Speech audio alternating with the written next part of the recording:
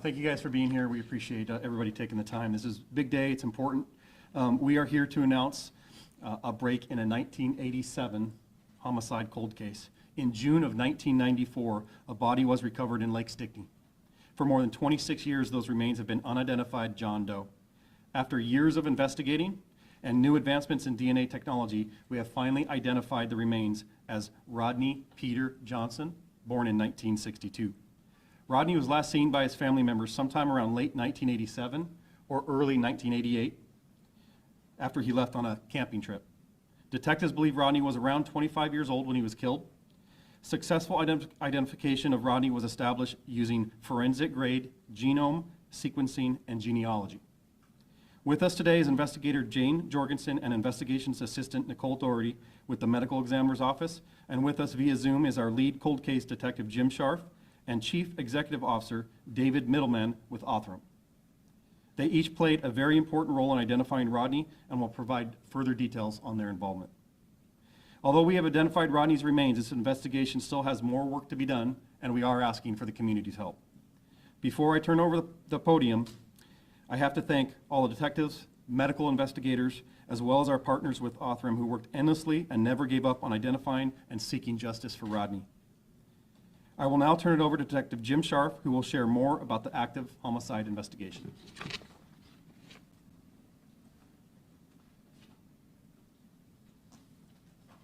Thank you, Sheriff. On June 11th, 1994, Rodney's body was found floating in Lake Stickney. The Snohomish County medical examiner determined that he had a gunshot wound to his head, and his body was covered in a soap-like substance called adipocere, indicating his body was likely underwater for many years. We believe Rodney was killed in or around 1987 or early 1988 when he was last seen. We believe his body was weighted down under the water in Lake Stickney until it surfaced in 1994. We're asking for anyone to come forward with information, specifically anyone who knew Rodney or knew of his activities in or around the mid to late 1980s. He would have been about 25 years old at the time. Anyone who has information regarding Rodney or his last known whereabouts, or anyone with information regarding the murder of Rodney Johnson. We believe that Rodney lived on Northwest 60th in Ballard and worked at the Golden Dragon Chinese restaurant on 17th Avenue around the time of the killing. We believe someone out there knows something. Maybe you were too afraid to come forward before, but now's your chance.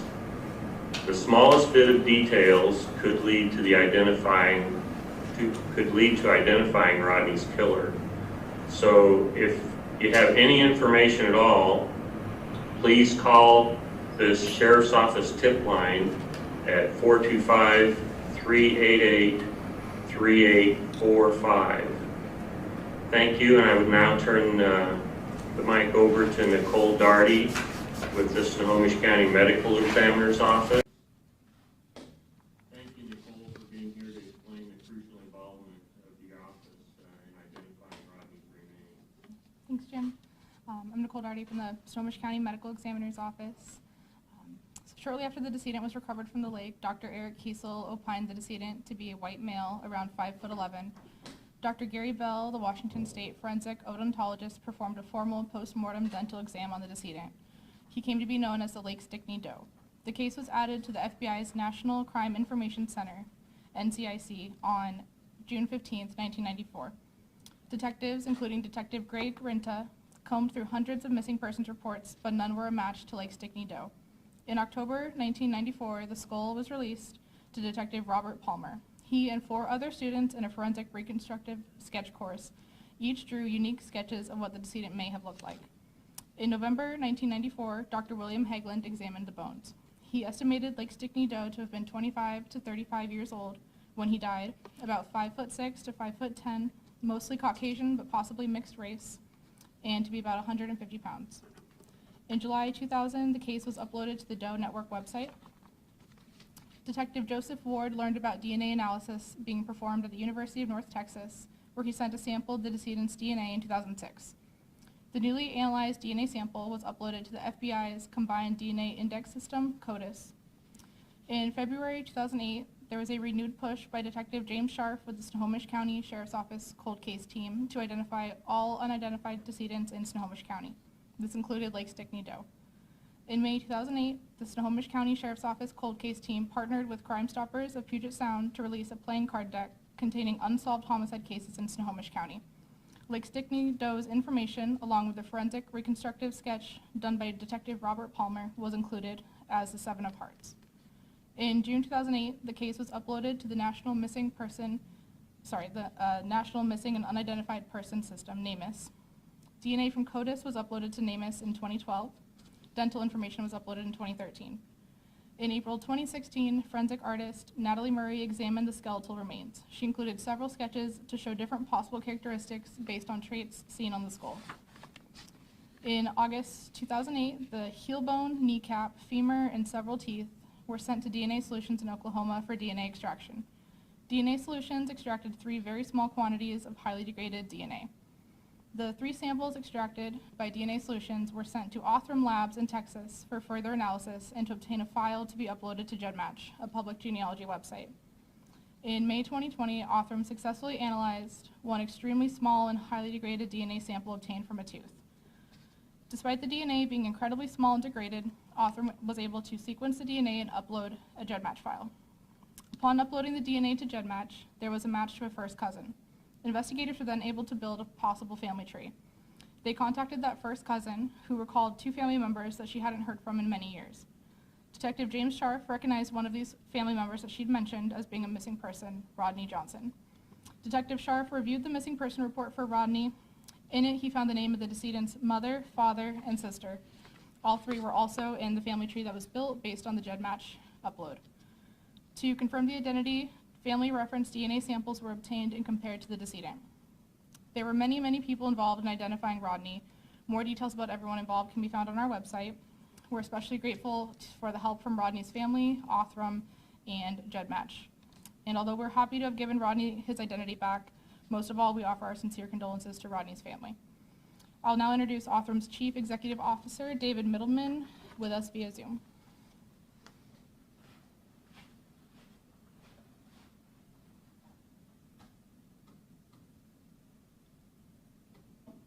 Hi, I'm David Middleman. As you guys heard, was very challenging. It was because of the age of the remains and where they were found and how long they had been where they had been. There was very little DNA left to work with. It was contaminated by a lot of non-human, probably bacterial material, and there was a very high amount of degradation. We worked with Jim and Jane from the medical examiner's office to build a profile from only 1/5 of an nanogram, so a very, very small quantity of usable human DNA that was remaining. And we're very fortunate that we were able to build that profile, and then through some really great sleuthing work on behalf of Jim and the rest of his team to basically match that to a missing person. Interestingly enough, and I'm sure there'll be more news in the release, that missing person was reported missing quite a number of years prior to the discovery of the body. And so I think that this is a great example where genetic genealogy and advanced DNA testing is able to connect facts that were already available in the case, but may have not connected on their own just because of differences in dates and everything else. And so just very appreciative to be able to help out even in the smallest way to insert a little bit of DNA data to help tie together this case. And echoing the thoughts of the family that you mentioned, and the hope that we can bring the person responsible to justice.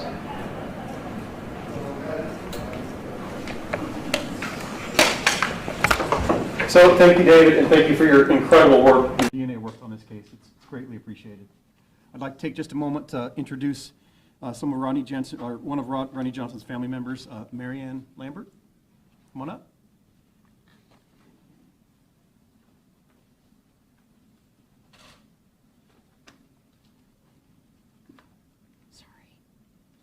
Hi, I'm Rodney's sister, Marianne. I would like to thank my cousin, Ellie, for her DNA, which helped us find Rodney. Also to thank all the detectives, the medical examiners, and for all their hard work. We are asking the public, if they know something, to say something. Our family wants closure and justice for whoever did this to Rodney.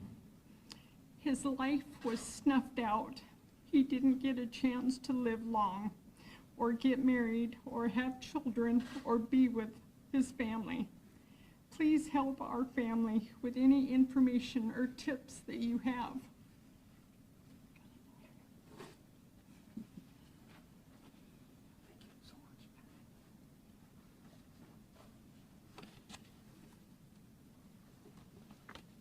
Thank you, Marianne, very much. Great job. So we're very grateful that you both are here today. Very emotional, as you can see how impactful that statement is from the family. That's why this work is so important. It's many years later than we would have hoped, but we are very glad we're finally able to identify Rodney and properly return him to his family. Our work on this case isn't over yet. We are determined to find out who killed Rodney and get justice for him and his family. We will take questions. Just a quick reminder, it is an active investigation and we may not be able to answer them all, but we will do what we can. Can you walk through the circumstances of when this happened? Detective Scharf? Yeah. If it's real specific to the case, I'm going to have Detective Scharf answer. I couldn't hear the question. Sorry, can you just of the case for us and tell us about when he was discovered? Well, I understand the question is the beginning of the case. There were fishermen fishing in Lake Stickney who found Rodney's body floating there and notified the sheriff's office and the medical examiner's office. My old partner, Detective Joe Ward, waded out into the lake and assisted in recovering the body. And it was taken to the morgue where an autopsy was done by Dr. Eric Kiesel, and he determined that the body had been in there for a long period of time due to the adipocere, and that Rodney had been shot in the head. So at that point, we began a homicide investigation. Detective Greg Renta was the lead detective handling the case, and he worked thousands of hours over years trying to identify Rodney, and several people have been ruled out with DNA in the past. We weren't able to identify him until this new tool of genetic genealogy that's come forward recently, and it's been saving grace for a lot of cases.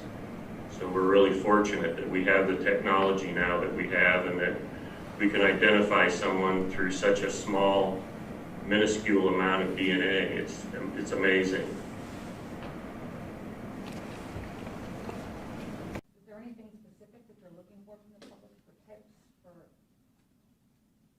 Well, we talked to some relatives. With the person that Rodney was living with was a cousin, and the last thing that she recalls is that he was going on a camping trip.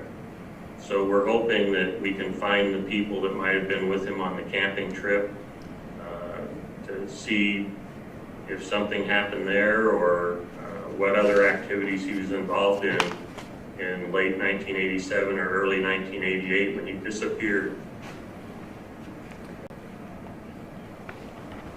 No specific descriptions of vehicles or intersections or areas to be kind of on the alert for, just the general area?